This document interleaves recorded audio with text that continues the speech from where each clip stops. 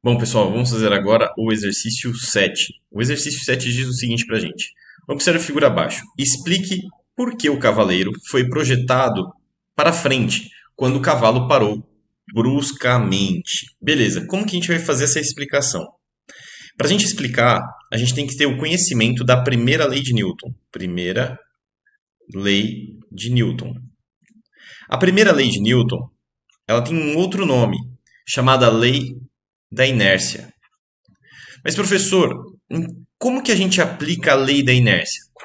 Pensa o seguinte, a inércia a gente pode entender de forma mais simples, como vontade do corpo. Todo corpo tem vontade, mas em que situação essa vontade fica explícita? A gente consegue perceber. É o seguinte, quando, quando a força resultante sobre o corpo é nula. Em outras palavras, força resultante igual a zero. Quando a força resultante sobre o corpo é nula, todo o corpo tende, ou melhor dizendo, quando a força resultante sobre o corpo é nula, o corpo tende a permanecer em seu estado de equilíbrio. Estado de equilíbrio. Vale lembrar que estado de equilíbrio existem dois. Ou seja, o corpinho ele pode estar parado, em repouso, ou MRU. Para quem não lembra, MRU é movimento retilíneo uniforme. É aquele movimento que a velocidade é constante. Então, só eu ler aqui para ver se eu escrevi certinho. Não é quando, é quando.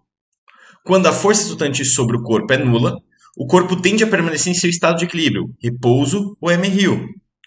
E é verdade, devido à sua inércia. Devido à sua inércia.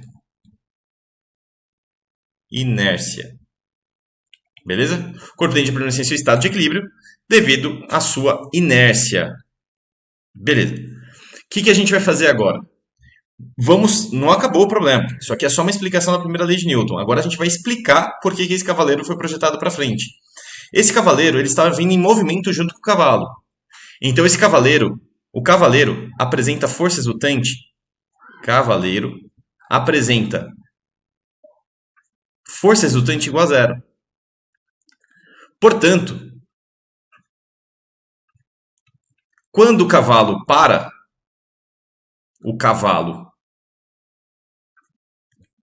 ficou cavalor, né? O cavalo para, o cavaleiro tende em permanecer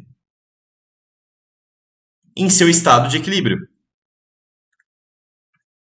Estado de equilíbrio. Ou seja,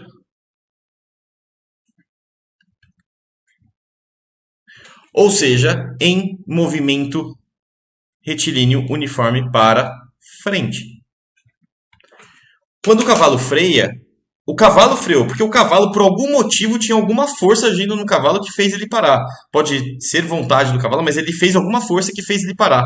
O cavalo teve essa força para alterar a inércia dele. Agora, o cavaleiro nem esperava por isso.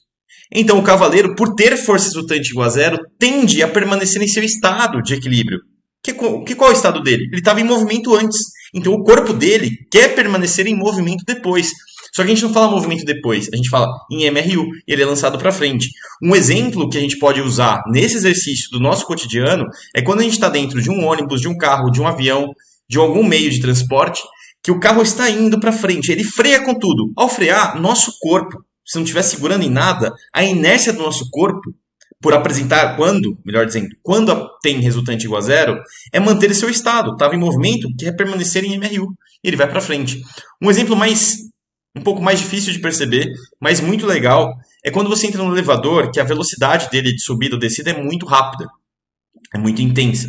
Quando ele freia, o elevador está subindo, ele freia, por inércia, seus órgãos, seu corpo, quer permanecer em movimento de subida, aí dá aquele frio na barriga. Tem aquele movimento pequeno, é claro, dos órgãos dentro do nosso corpo. Beleza? Aí fechamos aí o exercício 7. Tchau, pessoal!